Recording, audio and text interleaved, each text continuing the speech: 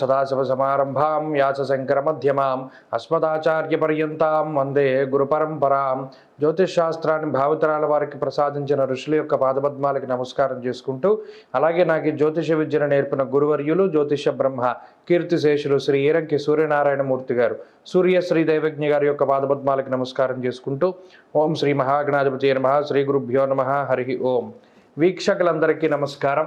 ధనురాశి వారికి ఈ వారం సానుకూలమైనటువంటి గ్రహగతులు గోచరిస్తూ ఉన్నాయి. తృతీయ స్థానమందు శనేశ్వరుడు, కుజుని యొక్క సంచారము, అలాగే ఈ వారం ప్రారంభంలో చతుర్థ స్థానమందు బుధుడు, ఆ తదుపరి పంచమ కోణం యందు బుధుని యొక్క సంచారం వల్ల గ్రహగతులు అనుకూలంగానే ఉన్నాయి. శనేశ్వరుడు, కుజుడు, బుధుడు, అలాగే గురుగ్రహం, చంద్రగ్రహం వెరసి 5 గ్రహాల తాలూకు శుభ ఫలితాలు ఈ రాశి వారికి ఉన్నాయి. దీనివల్ల ఏ విధమైనటువంటి ఇబ్బందులు కొంత గ్రహస్థితి వల్ల వాటిల్లినా కూడా వాటన్నిటినీ కూడా తట్టుకుని నిలబడగలిగేటువంటి శక్తిని ఈ గ్రహస్థితి ఇస్తుంది. ముఖ్యంగా తృతీయ స్థానమందు శని కుజులు కలిసి ఉండడం వల్ల ఏ కార్యాన్నైనా సరే తలపెట్టినటువంటి దాన్ని పూర్తి చేయాలి అనేటువంటి ఒక సంకల్పం ఉంటుంది. సాహసోపేతమైనటువంటి నిర్ణయాలను తీసుకుంటారు. మరీ ముఖ్యంగా గతంలో మీకు ఏ విధంగానూ కూడా అలవాటు లేనటువంటి కొత్త పనులను సైతం ఈ వారంలో ప్రారంభించి పూర్తి చేయవలసినటువంటి పరిస్థితులు ఏర్పడతాయి. తోబుట్టువుల యొక్క సహకారం ఉంటుంది, కుటుంబ సభ్యుల యొక్క సహాయ సహకారాలు ఉంటాయి.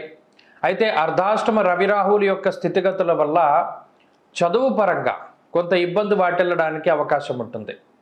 మరీ ముఖ్యంగా ప్రయాణాలు వాయిదా పడడానికి, అంతఃక్లేశం గృహశ్చిద్ర సౌఖ్య హానిమ భోజనం అనేటువంటి శాస్త్రవచనం ప్రకారం ఇంటి పట్టును ఉండకుండా ఎక్కువగా ప్రయాణాలు చేయడానికి, కాలాన్ని అతిక్రమించి భోజనం చేయడానికి, మరీ ముఖ్యంగా 4 కాళ్ళ జంతువుల వల్ల కొన్ని రకాలైనటువంటి సమస్యలు ఈ వారం వాటిల్లడానికి అవకాశం ఉంటుంది. వ్యసనములకి దూరంగా ఉండడం చెప్పదగినటువంటి సూచన. మరీ ముఖ్యంగా మీకుండేటువంటి చిన్నపాటి అలవాట్లు ఏవైతే ఉన్నాయో అవి మీపై ఉండేటువంటి సదభిప్రాయాన్ని కొంతమంది వ్యక్తుల దగ్గర నుండి దూరంగా తీసివేస్తాయి. కాబట్టి చిన్నపాటి అలవాట్లనైనా సరే అది 10 మందిలో ప్రకటన చేయకుండా ఉండడం, నిగ్రహించుకుంటూ ఉండడం చెప్పదగినటువంటి సూచన. ఉద్యోగపరంగా ధనురాశి వారి యొక్క స్థితిగతులు చాలా బాగున్నాయి.